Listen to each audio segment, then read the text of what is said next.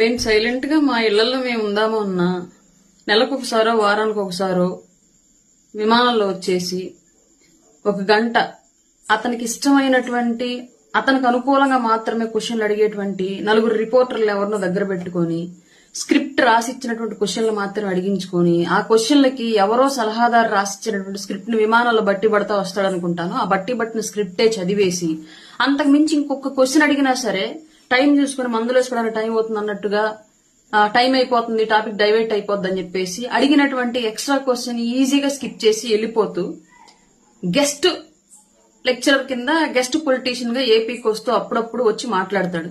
ఎవరు? గౌరవ్ జగన్మోహన్ రెడ్డి గారు.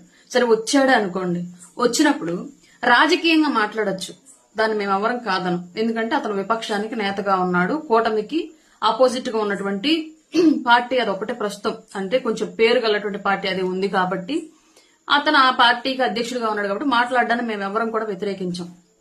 ఎందుకు కూటమి ప్రభుత్వం వచ్చిన తర్వాత ఇప్పటి వరకు కూడా గౌరవ్ జగన్మోహన్ రెడ్డి గారిని ఒక్కసారి కూడా పర్సనల్ టార్గెట్ చేసి ఎక్కడా కూడా ఎవరు నాయకులు మాట్లాడట్లేదు. ఎస్పెషల్లీ పవన్ కళ్యాణ్ గారు కూటమి అధికారంలోకి వచ్చిన తర్వాత బిఫోర్ కూడా ఎప్పుడు ఆయన పరిధి దాటి ఎప్పుడు మాట్లాడలేదు పవన్ కళ్యాణ్ గారు జగన్మోహన్ రెడ్డి గారిని వ్యక్తిగతంగా. కూటమి అధికారంలోకి వచ్చిన తర్వాత ఈ రోజు కూడా ఒక్కసారి కూడా పర్సనల్ గా ఎప్పుడు పర్సనల్ అటాక్ చేసి మాట్లాడాలి, పొలిటికల్ గా మాత్రమే విమర్శించారు. గత 5 ఏళ్ల తాలూకు పరిపాలన వైఫల్యాన్ని మాత్రమే ప్రస్తావిస్తూ విమర్శిస్తున్నారు. అయినా సరే జగన్మోహన్ రెడ్డి మళ్లీ ఈ రోజు ఇంకొకసారి తన అదే సామెత చెప్తారు, ఎలుకతోలు పీకి ఏడాది ఉతికినాగా నలుపు నలిపే గాని తెలుపు రాదు అన్నట్లుగా 5 ఏళ్ల పరిపాలనలో ఎలా అయితే నోరు బారేసుకున్నారో ఇప్పుడు సంవత్సరంన్నర నుంచి అధికారానికి దూరంగా ఉన్నా కూడా సేమ్ అదే నోరు అలాగే కంటిన్యూ అవుతుంది. ఏం మారట్లా, పర్సనల్ అటాక్స్ మాత్రమే. సరే మీరు అన్నట్లుగా దత్తపుత్రుడని ఏదో అన్నారు, ఆయన మీరు అన్నట్లుగా దత్తపుత్రుడు అని మీరు అంటున్నారు. సరే మీరు అన్నట్లుగా అవునో కాదో తర్వాత విషయం. ఒక పంచాయతీరాజ్ శాఖ మినిస్టర్ గా, రాష్ట్ర ఉప ముఖ్యమంత్రి వర్యులుగా, అటవీ శాఖ మంత్రి వర్యులుగా ఆయన చేస్తున్నటువంటి పనులు గతంలో ఎవరు చేయని స్థాయిలో ఆ శాఖలు తీసుకున్నట్టు ఏ మంత్రి వర్యులు కూడా ఆ స్థాయిలో ఇంపాక్ట్ చూపించేలాగా కొత్త ఇన్నోవేటివ్స్, కొత్త ఐడియాస్, రాష్ట్రానికి ఆర్థికంగా లబ్ధి చేకూర్చడానికి, డెవలప్మెంట్ పరంగా ఇన్ఫ్రా పరంగా డెవలప్ చూపించడానికి, ఈ ఇన్ఫ్రా డెవలప్మెంట్ లో ఆర్థిక భారం ప్రభుత్వ ఖజానా మీద పడకుండా భారం తగ్గించడానికి సంబంధిత శాఖలకు సంబంధించినటువంటి ఉన్నటువంటి ఐఏఎస్ఎల్ని ఐపీఎస్ఎల్ని పెట్టుకుని ఎంత ఎఫెక్టివ్ గా పనిచేస్తున్నాడో వాళ్ళు రాష్ట్ర వ్యాప్తంగా తెలుసు. ఒక స్మార్ట్ డ్రైనేజీల ద్వారా డ్రైనేజీల నిర్మాణంలో ప్రభుత్వానికి ఖర్చు తగ్గించడం, అలాగే ప్రజలకు ఉపయోగకరంగా నిర్మాణం చేయడంలో కానివ్వండి, లేదంటే ఎర్రచందనం పట్టుబడితే పక్క రాష్ట్రాల్లో ఇంతకు ముందు అక్కడే ఉండిపోయేది, వాళ్ళు తీసేసుకునేవాళ్ళు. బట్ ఇవాళ అది కేవలం ఆంధ్రప్రదేశ్ కు సంబంధించిన సంపద మాత్రమే కాబట్టి స్మగ్లింగ్ ద్వారా రాష్ట్రాలు దాటినా ఏ రాష్ట్రాలు పట్టుబడితే ఆ రాష్ట్రం నుంచి ఆంధ్రప్రదేశ్ కూడా వాటా ఇచ్చేలాగా, అది కూడా ప్రభుత్వ ఖజానాకు డబ్బులు చేకూర్చే విధంగా ఇలాంటి ఎన్నో విషయాల్లో ఆయన చేస్తా ఉన్నారు. ఆయన యొక్క అండర్ కంట్రోల్లో ఐఏఎస్లు ఐపీఎస్లు హీరోలాగా కొనియాడబడుతున్నారు ఇవాళ ఆంధ్రప్రదేశ్ పాలిటిక్స్ లో పవన్ కళ్యాణ్ గారి యొక్క అండర్ కంట్రోల్లో. బట్ నీ కంట్రోల్లో, జగన్మోహన్ రెడ్డి గారి కంట్రోల్లో ఐఏఎస్లు ఐపీఎస్లు చేసిన పనేంటి? ముద్దాయిలయ్యారు, నేరస్తులయ్యారు. ముంబై నుంచి అమ్మాయిలను తీసుకొచ్చి గెస్ట్ హౌస్ లో పెట్టేసి వీడియోలు పెట్టండి, నాకు లక్షల కోట్లు వేరే వాళ్ళు డబ్బులు ఇస్తారు వాళ్ళని అరెస్ట్ చేసి తీసుకొస్తే, దాచిపెట్టి హెరాస్ చేస్తే, పెట్టిన కేసులు వాపసు తీపిస్తే అని చెప్పేసి పాపం ఐపీఎస్లను అనవసరంగా బలి చేశాడు, ఐఏఎస్లను అనవసరంగా బలి చేశాడు. వాళ్ళందరూ కోర్టుల చుట్టూ తిరుగుతున్నారు ఉద్యోగాల నుంచి బయట పెట్టబడి. ఇవి నీ పాలన, ఇది నీ నువ్వు అన్నట్లుగా ఆయన దత్తపుత్రుడైతే ఆయన స్థాయిలో, ఆయన అండర్ కంట్రోల్లో వ్యవస్థలో ఉన్నటువంటి ఆఫీసర్స్ ఆ స్థాయిలో కొనియాడబడుతుంటే, ఉత్తపుత్రుడు చెత్తపుత్రుడైనటువంటి నీ పరిపాలనలో ఐఏఎస్లు ఐపీఎస్లు పట్టినటువంటి దౌర్భాగ్య పరిస్థితి అది. నువ్వెందుకు వచ్చి మాట్లాడినప్పుడు, మీరెందుకు వచ్చి మాట్లాడినప్పుడు క్లియర్ గా రాష్ట్రంలో ఉన్నటువంటి జరుగుతున్నటువంటి లోపాలను మాట్లాడండి. ఒకవేళ ఉంటాయి, 100% ఎవరు 100% సక్సెస్ఫుల్ పరిపాలన ఎవరు చేయలేరు. ఆ లోపాలను రాజకీయంగా విమర్శించండి, తప్పులేదు. కానీ వచ్చి ప్రతిసారి పర్సనల్ గా ఎందుకు మాట్లాడేసి వెళ్ళిపోతారో మాకు ఇప్పుడు కూడా అర్థం కాని విషయం. సరే వచ్చారు, ఇంకొక విషయం మాట్లాడదాం ఇక్కడ క్లియర్ గా. తుఫాను కేంద్రంలో కూర్చొని ఆర్టీజీఎస్ కేంద్రంలో కూర్చొని ఏదో తుఫాను వీళ్ళే డైవర్ట్ చేసినట్టు, వీళ్ళే ఆపేస్తున్నట్టు అని చెప్పేసి మాట్లాడి నీకు అసూయ, ద్వేషమా? ఆ స్థాయిలో నేను పని చేయలేకపోయానని చెప్పేసి నీ చేతగానితనాన్ని నువ్వు ఒప్పుకోలేక ఇతరుల మీద విషయం కక్కుతున్నావా? గౌరవ ముఖ్యమంత్రి గారు చంద్రబాబు నాయుడు గారి మీద, ఉప ముఖ్యమంత్రి పవన్ కళ్యాణ్ గారి మీద, ఐటీ శాఖ విద్యాశాఖ మినిస్టర్ గా ఉన్నటువంటి లోకేష్ గారి మీద అంత విషయం ఎందుకు కక్కడం మీరు? గౌరవ జగన్మోహన్ రెడ్డి గారు మీకు చేతగాలేదు, మీకు చేతగాలేదు కాబట్టి ప్రజలు ఐడెంటిఫై చేసి మిమ్మల్ని ఎప్పుడో పక్కన పెట్టేశారు. చాటైన నాయకులకు పట్టం కట్టారు. వాళ్ళు పని చేసుకుంటూ వెళ్తున్నారు. తుఫాను తిప్పడానికి కాదు, ఆర్టీజీఎస్ కేంద్రాల్లో కూర్చుని ఆపడానికి కాదు. తుఫాను తాలూకు ప్రభావం వల్ల తీవ్రమైనటువంటి ప్రాణ నష్టం, ఆస్తి నష్టం జరగకుండా ముందస్తు చర్యలు చేపట్టి ఆ ప్రాణ నష్టాన్ని, ఆస్తి నష్టాన్ని ఆపడానికి చేస్తారు. ఆర్టీజీఎస్ కేంద్రంలో కూర్చొని తుఫాను యొక్క ప్రభావం ఎలా ఉంది, ఎటువైపు తీరం దాటుతోంది, ఎటువైపు మరలుతుంది, ఇవన్నీ గ్రహిస్తా ఉంటే దాన్ని బట్టి ఎక్కడ మనం ముందస్తు చర్యలు చేపట్టాలి, జనాలను అక్కడి నుంచి తరలించాలి, ఇలాంటి అన్ని విషయాల్లో కూడా ప్రభుత్వం చిత్తశుద్ధ పనిచేయడానికి, యంత్రాంగాన్ని పరిగెత్తించి పనిచేయడానికి అవకాశం ఉండేది కాబట్టి అక్కడ కూర్చుంటారు. నీకు అది చేత కాదా? సరే, ఇదే క్వశ్చన్ మిమ్మల్ని అడుగుతున్నాను. మీ నాన్నగారు చనిపోయిన తర్వాత వాంతులు, విరోచనాలు, జ్వరాలు వచ్చి చనిపోయిన వాళ్ళకి కూడా మీ నాన్నగారి కోసం గుండెకి చచ్చిపోయారని చెప్పేసి ఒక కార్యక్రమం పెట్టుకుని ఓదార్పు యాత్ర అని చెప్పేసి పెట్టి వెళ్లారు. ఇంటింటికి వెళ్ళి ముద్దులు పెట్టారు, మూతుల మీద పెట్టారు, నెత్తుల మీద పెట్టారు. అంటే మీరు ముద్దు పెట్టంగానే వాళ్ళు లేచి చచ్చిపోయిన వాళ్ళు బతికి లేచి వచ్చేస్తారని చెప్పేసి వెళ్ళి పెట్టారా ఏంటి? మీరు ఒక భరోసా కదా, మేము మీకు ఉన్నామని చెప్పేసి ఒక అండ చూపించడం కదా. అలాగే రాష్ట్రంలో పెద్దలుగా ఉన్నటువంటి, ప్రభుత్వ పెద్దలుగా ఉన్నటువంటి వ్యక్తులు తుఫాను ప్రభావాన్ని పరిశీలిస్తూ ఉన్నారు అంటే మేము గమనిస్తున్నాం తుఫాన్ని, ఎటువైపు జరిగినా సరే మీకు రక్షణగా మేము ఉంటామని చెప్పేసి ప్రజలకు ఒక భరోసా ఇవ్వడం, ఇది ప్రజా ప్రతినిధులు, అధికారుల యొక్క బాధ్యత. అది నీకు చేతగాల. నీకు జరిగినటువంటి, నువ్వు చేసినటువంటి తప్పులు నువ్వు ఐడెంటిఫై చేసుకోకపోగా ఇంకా ఇప్పుడున్నటువంటి ప్రభుత్వాన్ని విమర్శించడం ఏంటి? సరే, అది కూడా తీసే. ఇంకోటి ఏదో మాట్లాడారు. ఏం మాట్లాడారు? పరకామణి విషయం చెప్దాం ఇప్పుడు క్లియర్లీ. ఒకటి, భగవంతుడి సొమ్ము దొంగతనం చేయడాన్ని ఎవ్వరూ కూడా సమర్థించకూడదు. ఇది ఫస్ట్ విషయం. నువ్వు సమర్థించావు. ఎలా? 9 నోట్లు దొరికాయి, $9. అది ఇండియన్ కరెన్సీస్ లెక్కేస్తే 72,000 ఉండిద్దేమో.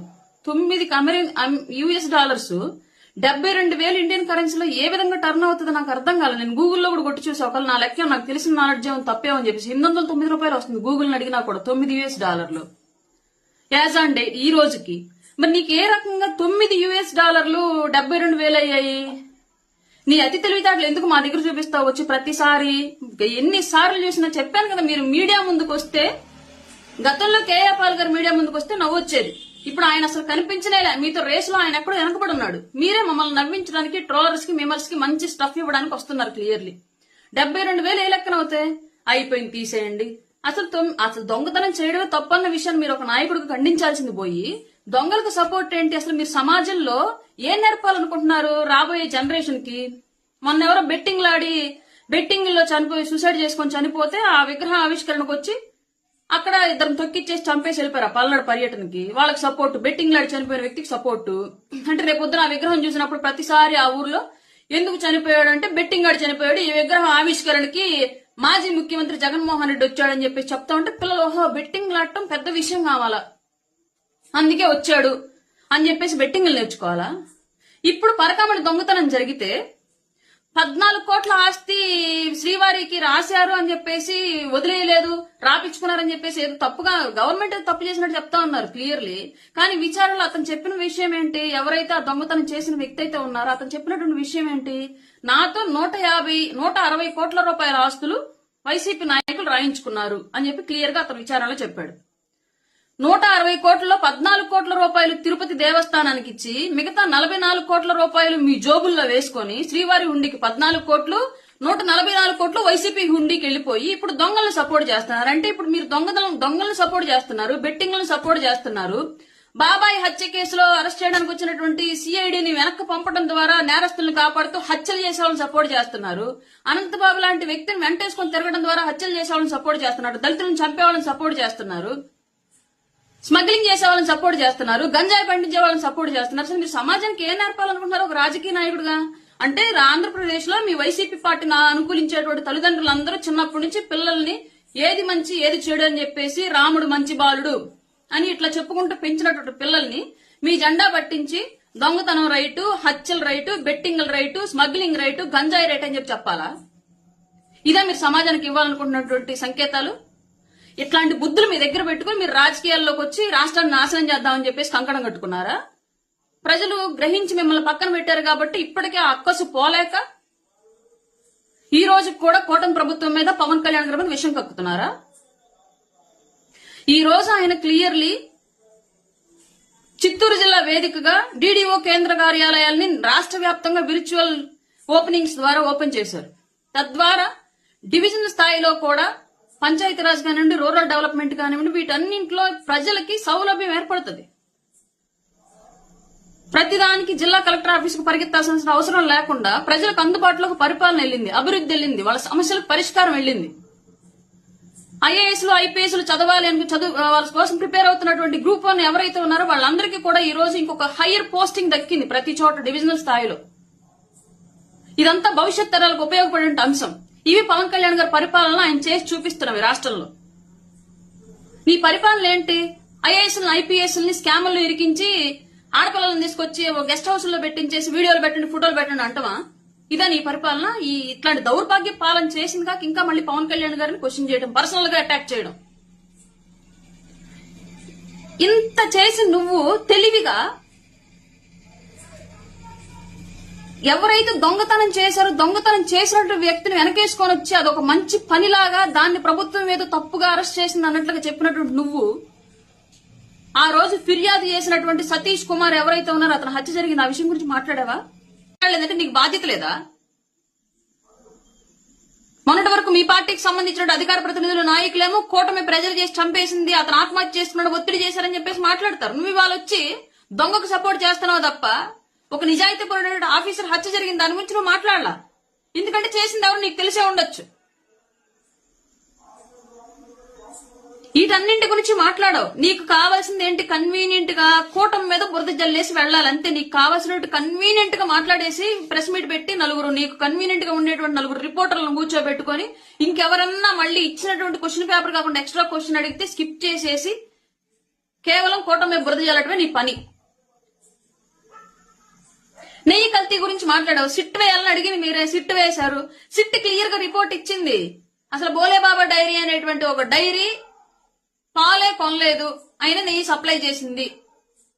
దాంట్లో జంతువుల కొవ్వులు ఉన్నాయా, లేదంటే ఏదన్నా వృక్షాలకు సంబంధించి ఇచ్చిన గింజలకు సంబంధించి ఆయిల్ ఉందా, ఇదన్నీ ఏంటనేది ఇంక అందులో కెమికల్ రిపోర్ట్స్ లో రావాల్సిన విషయం. అది క్లియర్ గా ఎంక్వైరీ రిపోర్ట్ లో బోలేబాబా డైరీ పాలే కొనలేదని క్లియర్ గా ఇచ్చింది రిపోర్ట్. అంటే నెయ్యి కల్తీ జరిగినట్లే కదా, అది నీ అండర్ కంట్రోల్ లో జరిగింది కదా. టీటీడీ ఆ రోజంతా రోజా, కరుణాకర్ రెడ్డి, మీరు మీ ఇంకొక బాబాయ్ ఎవరో ఉన్నారు ఆయన, వీళ్ళందరూ కలిసి ఏలేరు కదా అక్కడ. శ్రీవారం మీద రాజకీయాలు చేద్దాం నువ్వే చెప్తావు. కొండ చుట్టూ రాజకీయాలు చేసింది నువ్వే, కొండని మింగడానికి ట్రై చేసింది నువ్వే, శ్రీవారి హుండీ డబ్బులు కొల్లగొట్టింది మీరే. అయినా సరే ఇవాళ వచ్చి రాజకీయంగా పర్సనల్ అటాక్ లో బురదలు జల్లేసి ఏమి తెలియని శుద్ధపూసలాగా మాట్లాడేసి వెళ్ళిపోతావు. నువ్వు మాట్లాడిందంతా మేము వినాలి. ఆంధ్ర రాష్ట్ర ప్రజలు ఇంకా పిచ్చోళ్లే నువ్వు భావిస్తున్నావు. ముందు నీ పిచ్చి తగ్గడానికి సరిగ్గా ట్రీట్మెంట్ తీసుకోండి ఏదన్నా ఉంటే. ఎందుకంటే మీరు ఇంకా మేము పిచ్చోళ్ళమని భావిస్తున్నారు. ప్రజలు ఆల్రెడీ తెలివితేటలతోటే 2024లో తీర్పు ఇచ్చారు. ఈ విషయం మీరు గమనించుకోవాలి. ప్రస్తుతం గౌరవ జగన్మోహన్ రెడ్డి గారు, పులివెందుల ఎమ్మెల్యే గౌరవ జగన్మోహన్ రెడ్డి గారికి మాదొక విన్నపం.